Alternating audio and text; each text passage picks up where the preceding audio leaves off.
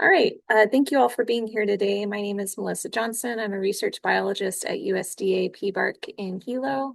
And today I'm going to talk to you about biological control of coffee berry borer using Phymasticus coffea, which is a little parasitoid wasp. So I've got my co-authors here up on the screen. This has definitely been a group effort with a lot of people involved. Dr. Follett and Dr. Wright sort of took the early lead on this project, getting all of the permits in place. And I believe you've probably heard one or both of them talk about that process in the past. And then Colby Maeda is my full-time technician. He's been leading all of the mass rearing in our lab here at PBARC and also in the quarantine facility in Volcano. And then we just recently brought Luis on to assist with some of that rearing, and I'll talk more about that a little bit later. But everyone knows, I think, that coffee berry borer is the most damaging pest of coffee in Hawaii, as well as around the world. Here in Hawaii, we have a great IPM strategy. And when all of these techniques are used together, pruning, monitoring, spraying Beauveria bassiana, frequent and efficient harvesting, and sanitizing in the post-harvest, we can get pretty good control of coffee berry borer. But the issue is that, of course, we don't have enough labor to do all of this cleanup and all of the sprays and the pruning, everything that's required. And even when we do, these techniques are pretty costly. So we need some better solutions that are lower cost and also require less labor. So that's sort of the idea behind this biological control.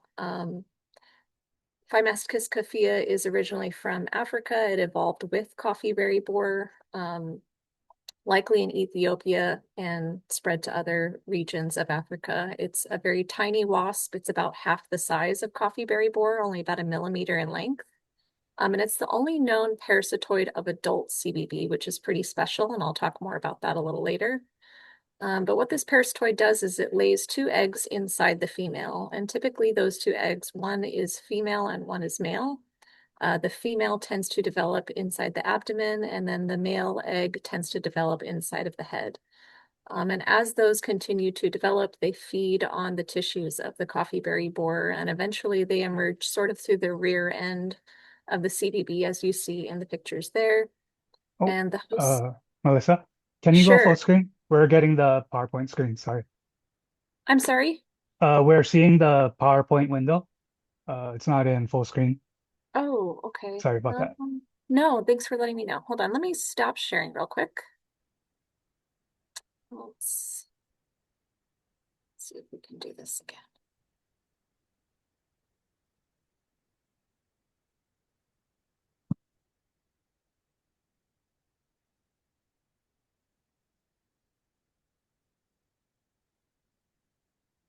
Okay, Just seeing. Oh, yeah. You're good. good now. So you should see Phymasticus coffea as potential biocontrol. Yep.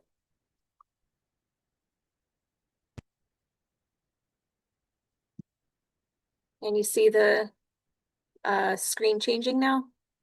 Okay, all right, great. Okay, uh, so 2 eggs laid inside of the female, those develop and emerge, and the whole idea is that the host dies before it begins reproducing. So as I mentioned, Phymasticus coffea attacks coffee berry borer at the most important stage.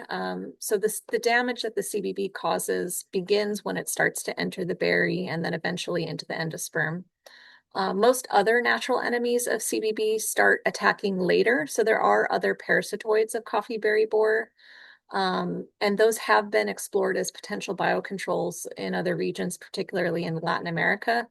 But the problem with those is that they start attacking the CBB later on.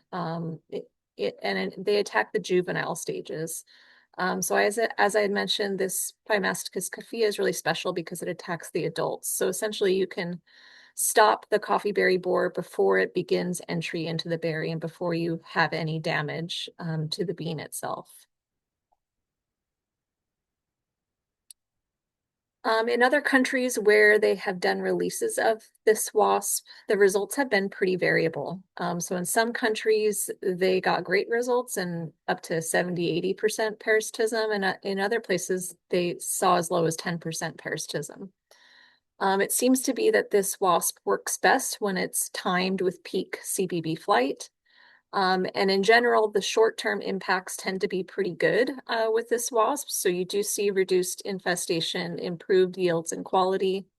But sort of the main issue that a lot of places have seen is that the long-term establishment of this wasp has been pretty inconsistent.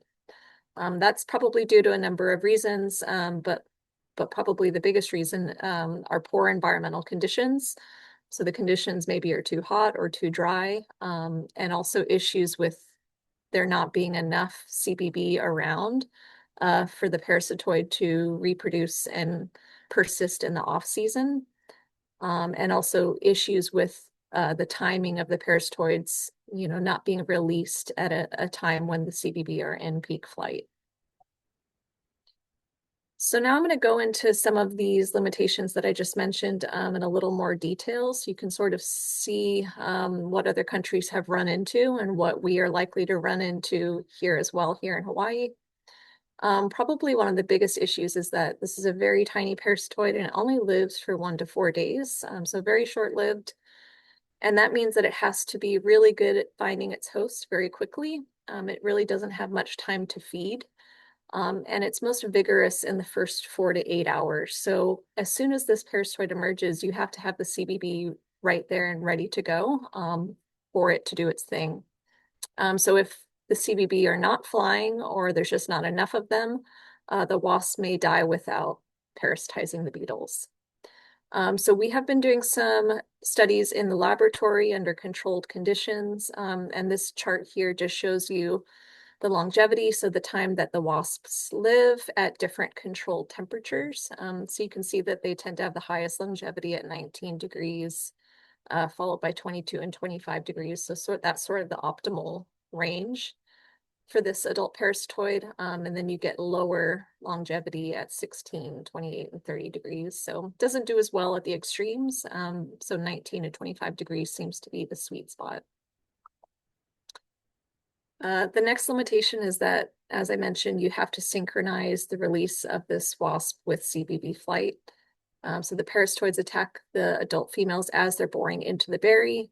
And if the CBB are already deep inside, it's too late. This parasitoid will go after the adult CBB. So it will go into that tunnel, but it prefers to attack outside. So it's just not going to be, the control won't be as good if the CBB is already in that CD position.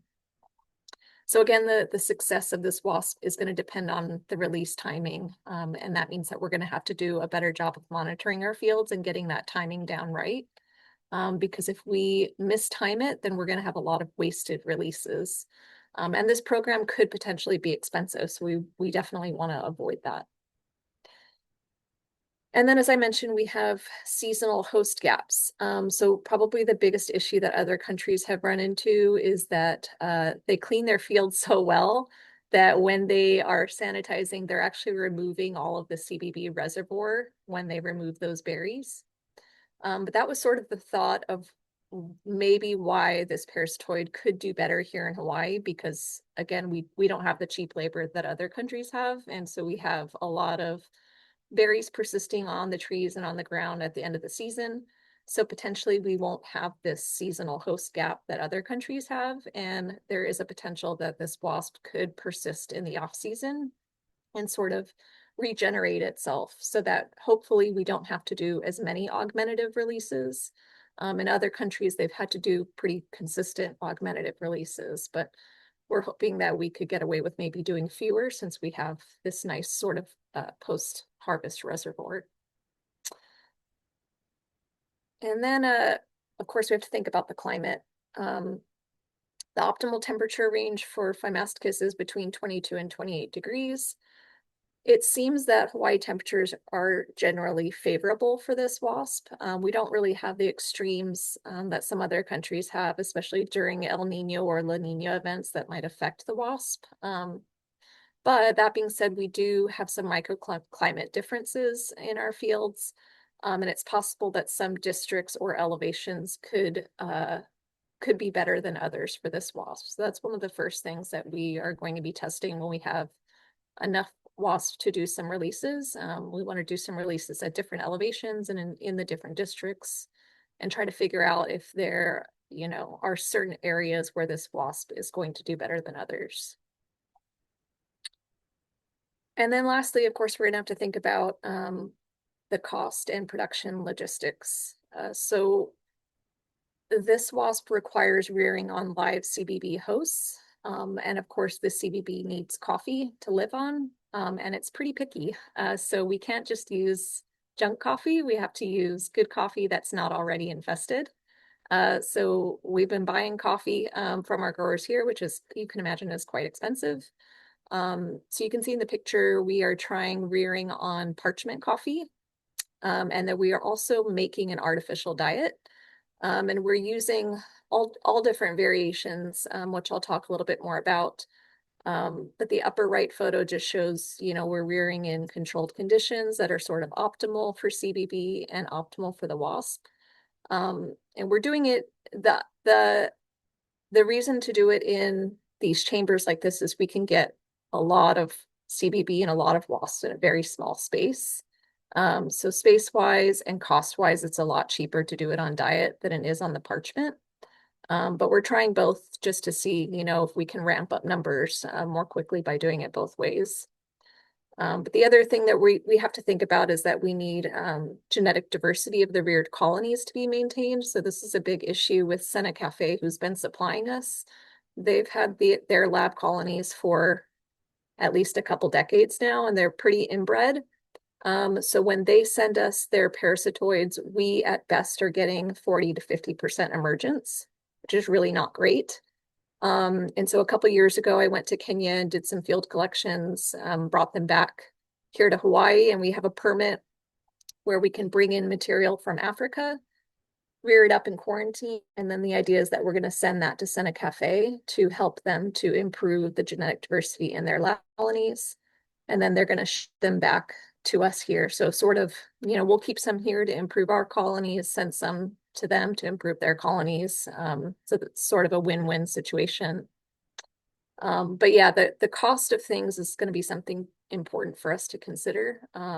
Hopefully there's a reduction in sprays as we start to do these releases, and there's a yield and quality improvement too that will justify the costs. But this is something that we'll certainly have to figure out as the economics of this program. So what a Hawaii strategy might look like I said, we'll have to monitor CBB flight and then release the Phimastocus just before or at peak flight. Then we would go in with our regular Bavaria sprays and then again continue sanitation at the end of the season. So this program I don't think is going to allow us to stop spraying or stop sanitizing. It's just that we are hoping to do fewer sprays and figure out sort of a threshold level of what we need, for sanitation. So of course, combining all of these tactics is better than just the individual ones. So this is just one more tool to add to our toolbox. And just some photos you can see the Phimastocus pupae in the CBB. So they get quite large and they fill up pretty much the whole inside of the CBB. It's pretty impressive. And then when we go to do our releases, we'll have the parchment coffee containing the CBB mummies with the parasitoids developing inside, and those just get hung out in the fields with a little flap of plastic to prepare them to save them from the rain, from getting wet, and then they just emerge through those little mesh holes and go out and do their thing. So pretty easy once we get enough of them to do the releases. And then some of the progress that has been done here in Hawaii so far, this was work that Dr. Peter Follett's postdoc, Fazila Yusuf, did here at our quarantine facility. She did some host range testing and showed that this parasitoid has minimal non-target risk. And it's very host specific to CBB. So she tested 43 beetles, some of which were native and some of which were pest scolidids. This parasitoid only parasitized 5. and all the parasitoid beetles were non-native pests. So you can see in the chart, Campi is the CBB, and then Obscurus is tropical nut borer, which is another pest here in Hawaii. So we think it could actually be a good control for tropical nut borer as well. It did have pretty good parasitism rates on that particular species. And then the colony development is what we've really been working on here in quarantine and at PBARC. We're really trying to optimize the CBB and the parasitoid diet. So again, we've been rearing it on this artificial diet. It's cheaper than rearing on parchment, especially when rearing on a large scale. And just some of the things that the diet includes, a source of protein, carbs, nutrients. So we're just using green coffee bean that we grind up. Preservatives. We have had a lot of issues with fungus and bacteria, so everything has to be in a super sterile environment.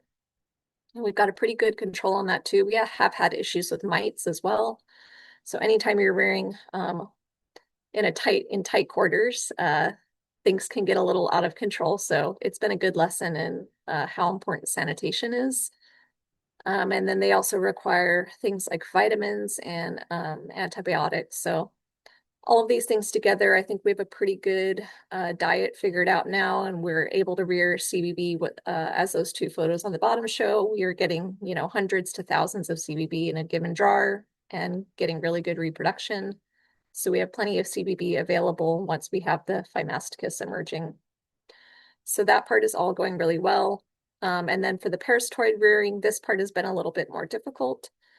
So far, we've received 10 shipments from Sena Cafe.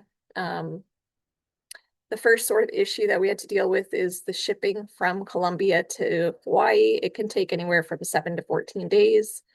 We have had packages get lost. We've had packages get too hot. We've had packages freeze. So all of those little things we have to take into account as possibilities. And when we do receive them, the emergence has been pretty variable. So as I mentioned, the highest emergence that we've gotten is about 50%, which is in line with what Sena Cafe gets, just again, because those populations are pretty inbred. On the low end, we've gotten as low as 7%. But we are seeing improvements with each shipment. We've got the packaging pretty well figured out to make sure they don't get too warm. And so we are having good success with those. The next sort of issue is that we have to rear out these parasitoids in our volcano quarantine facility for 2 generations. That's what's on our permit. And that's just to ensure that we don't have any unwanted things like hyperparasitoids coming in with these shipments. We want to make sure that we're doing everything the right way and that we're being very careful since this is a new biocontrol. Also, the rearing conditions for these parasitoids have to be just right. They're a little bit picky. So our light and dark conditions, the temperature, the humidity, all of those things have to be just right. And as I mentioned, we have to have plenty of CBB available when they emerge. We do feed them a little bit of honey water when they emerge. It seems to help them with their energy. They're a little bit more vigorous when they're fed. And then we've done some work to figure out what the optimal CBB density is. And then, as I mentioned, contamination is always sort of an issue that we have to be conscientious of and keeping everything very sterile. So that's sort of the limitations and some of the issues that we've been dealing with and things that we've had to overcome. But I do think that all of these are worth it because the potential benefits are great to our industry here in Hawaii. We could potentially see reduced infestation pressure, fewer berries colonized, hopefully a reduction in the times that we have to spray Bavaria, improve quality of our coffee, and hopefully a reduced dependence on chemical. Of course, it's not a silver bullet. It's just another tool in our toolbox, and it should go in with our existing IPM practices. And we just need to figure out the best time for all of these practices to occur, along with the releases of the parasitoids. It's possible that this parasitoid won't establish permanently, and we'll have to do augmentative releases, just like they have had to do in other countries. But I think it could be a really good addition to our area-wide program. We still need to figure out rearing on a mass scale. We probably have several thousand in quarantine right now, but but we need to get that up to the millions. So we're still sort of in the early stages of mouse rearing. Uh, our first probably field projects are going to be figuring out optimal release timing for different elevations in different districts. We'll need to do some economic analyses to figure out costs, how to optimize the economics of this program, and then when the best time is to do the releases in terms of our Bavaria sprays. I think in Colombia, they've found that they can do the releases of the parasitoids, and then 2 weeks later, you can go in with a Bavaria spray, and that won't negatively affect the Phymasticus. But we need to do that research here too. So thank you all for listening today. Our funding was provided by the USDA APHIS Farm Bill grant and as well as our USDA PBARC appropriated funds. And as I mentioned, a lot of people have helped with this project. Thank you all for listening. Happy to answer any questions.